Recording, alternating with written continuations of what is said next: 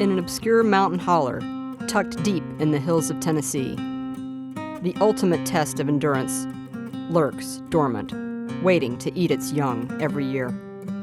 In the 32-year history of this race, there have been only 15 finishers. All have been male. All have been human. Perhaps that was about to change. Over years of dedicated training, the Adventure Corgis had put in countless trail miles, creek crossings, and rock hops in preparation. They were confident. They were ready. They had high hopes that their keen sense of smell and stellar navigational skills would give them a strong advantage over this entirely unmarked and largely off-trail course, comprised of nearly 130 miles and over 54,000 feet of elevation gain. In honor of this historic canine attempt at the Barkey, race organizers dubbed 2019's theme as "Nothing Out There But Love and Puppies."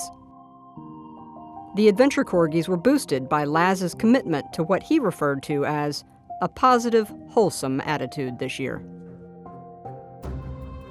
Like any endurance athlete, all that remained awaiting the blowing of the conch Saturday morning were equal parts adequate nutrition, proper hydration, and rest before the race start.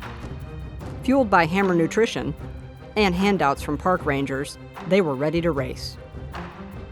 What took place over the remaining 59-plus hours, as with all things Barkey, is part truth, part myth, and part legend.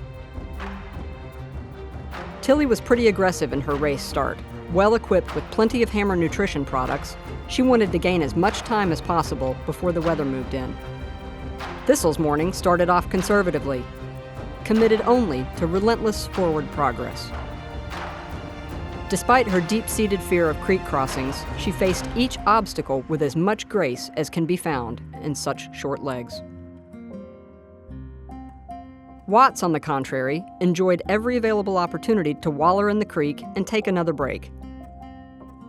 This happened relatively often.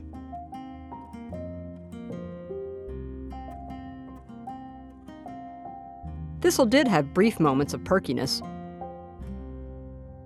Not surprisingly, on the downhill sections of the course. Back in camp, race leaders began coming off their first loop with blistering speed and good spirits. Collective morale was high, with a bit of nervous energy as evening approached and storm clouds gathered. As night fell, Thistle managed to catch up to Watts, who had become disoriented in the dark and dramatically slowed by his repeated creek swims. They opted to break into their dinner rations before continuing further.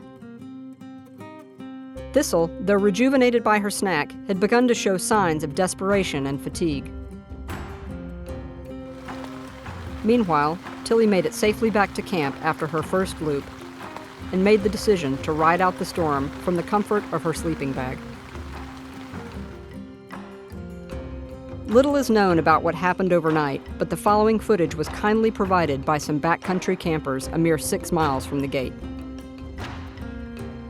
Apparently, the smell of sausage and the warmth of their campfire was too much for Watts and Thistle to bear, and this is where they ended up, effectively ending their race and their chance to make history.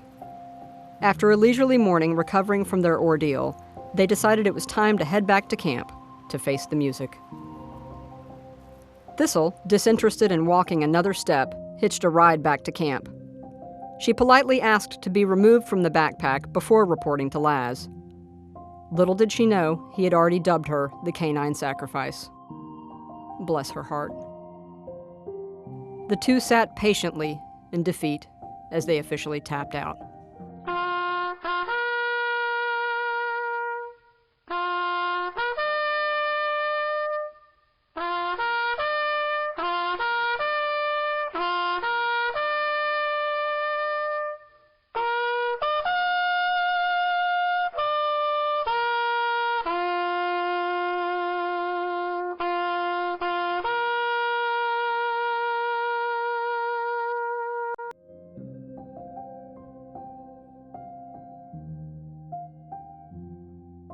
Fatigued, emotionally drained, but happy, they recovered quickly with more kibble and a tent snuggle. After the torrential rains, the crossing under the Brushy Mountain State Penitentiary became treacherous, the rushing waters threatening the racers' ability to cross without being swept backwards to the entry gate. Of particular concern was the likelihood of any canine, let alone one with incredibly short legs, to navigate this hazard. Incredibly, Tilly made it through, noting that the high waters took care of the rat issue. She emerged from the crossing, popping up like an overly caffeinated meerkat to retrieve her book page at the prison.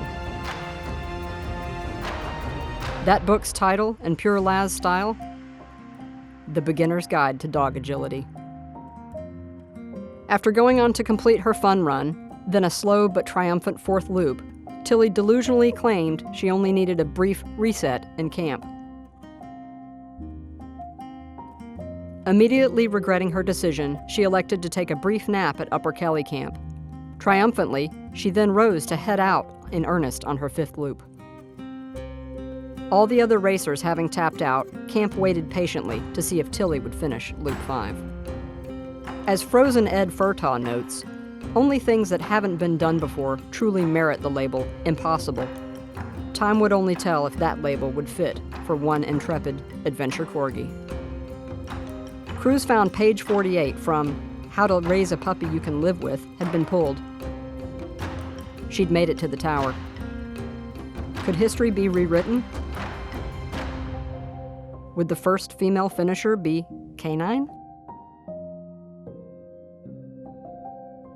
What happened next was the stuff of love and puppies. After losing her down coat, after a hot climb up Bird Mountain, again temperatures fell.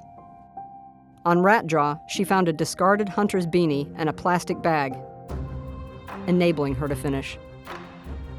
It seemed appropriate that after turning in her book pages, her first official congratulations came from none other than Barkey legend Frozen Ed.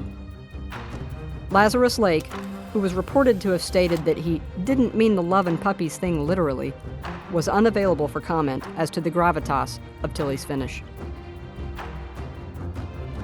More often than not, athletes give, and the Barkey taketh away. In all instances, everyone who has the honor to toe the line learns something about their outer limits. But in rare instances, we all learn something about what's possible. Sometimes from the most surprising of messengers.